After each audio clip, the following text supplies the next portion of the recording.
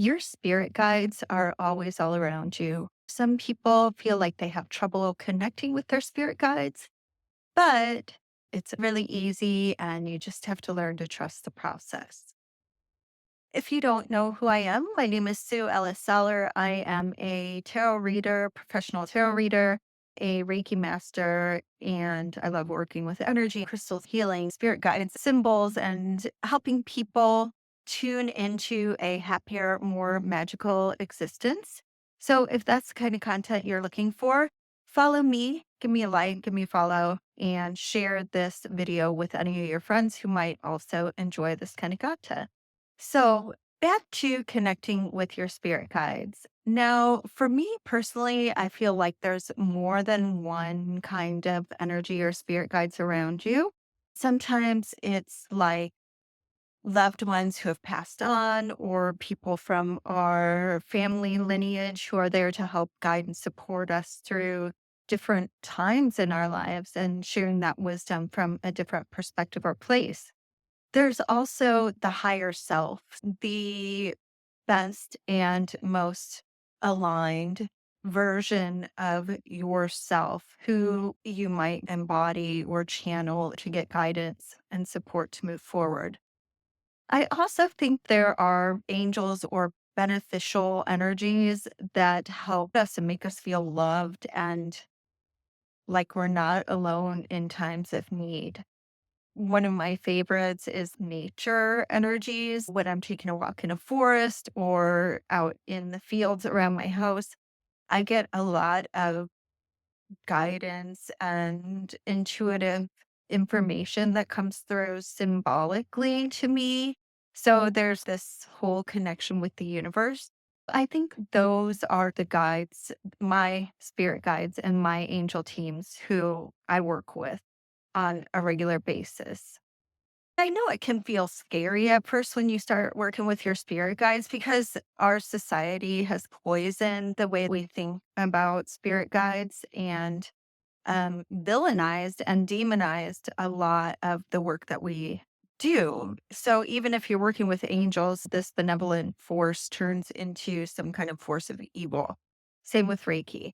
I think some people really have a negative thought or prejudice against working with spirit guides and working with different energies and sources of information. But as I said before, one of the things is really being mindful of the energy that you're working with these spirit guides in, what you're channeling, what you're getting out, what you're open to receiving. Make sure that you do protect yourself energetically, not only in your psychic world, protect your energy as much as possible, but also in your real world, because your real world, like all of your worlds, kind of mesh together and the information flows from one into the other. You're not going to, necessarily dissect your spiritual experiences in life with your material physical experiences. I mean, that's the whole point in my opinion, to kind of combine everything together so that you're living in this like, kind of holographic existence where the possibilities to working with a variety of spirit guides from multiple different sources is open and available and safe for you to do.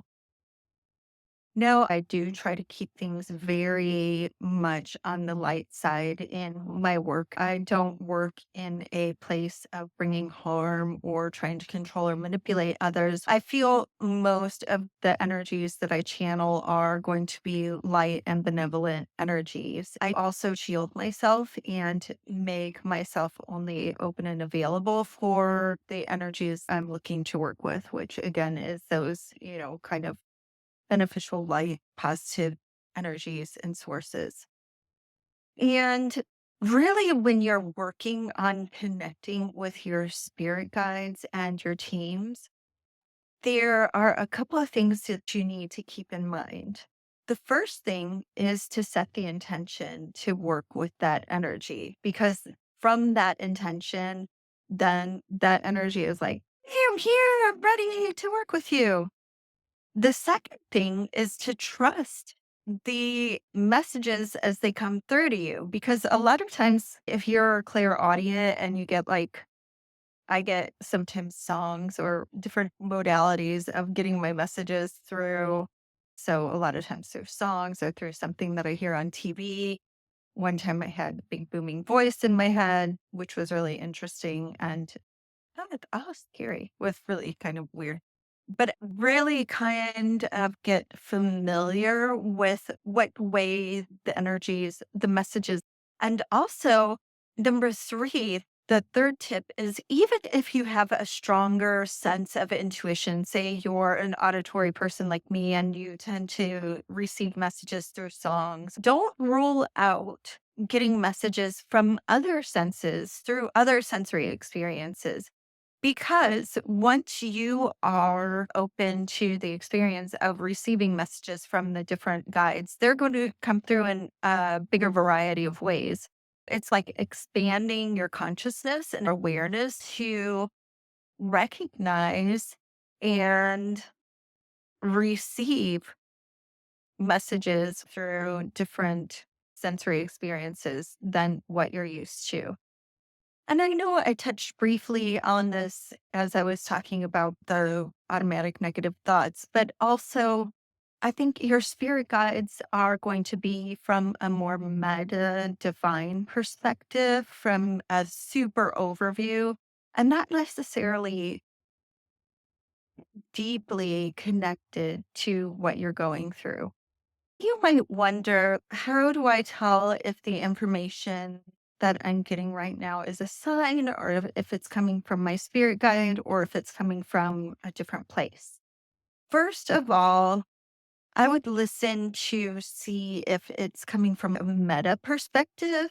So, the perspective of somebody who loves and cares for you might not be totally attached to your living experience, but is definitely looking out for your best in that and work with those energies. Sometimes we do get information or messages that are replayed negative messages from other people we've picked up through our upbringing or through a teacher or parent or sibling who is unnecessarily harsh or critical of us. Those thought patterns repeat through our lives. If you ask, should I pursue this artistic endeavor? And you hear, you'll never make it as an artist. Your art is not worthy. Nobody's going to understand it. Kind of see if that messaging, number one, it's super negative and critical, not necessarily coming from the most loving source.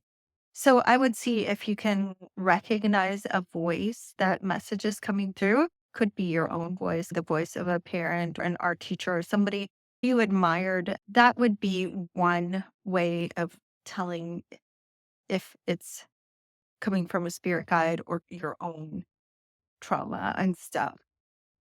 And sometimes messages from your spirit guides are going to come through numbers. They're going to come through conversations that you overhear. They're going to come through journaling, like automatic writing, where you don't necessarily sit down with a topic and try and control the flow of your thoughts, but you say, I would like to get information about a specific thing that I'm working on. And I invite my higher self or spirit guides to join me and help me write something down and do some nice deep breathing exercises and get yourself into a very peaceful and connected state.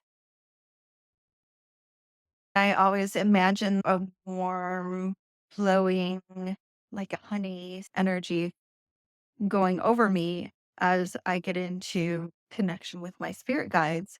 From that connected point, I would start my automatic writing and see what comes up. There are a variety of different ways that you're going to be able to connect with your spirit guides and your angel team. There are going to be a variety of ways that you'll know that you're connected with them and you're channeling their energy. A lot of that is going to have to do with the quality of messages and the delivery of the messages and the tone. Do you connect with your spirit guides regularly? If so, let me know in the comments below. And don't forget to like and follow if you appreciated this content. Thanks.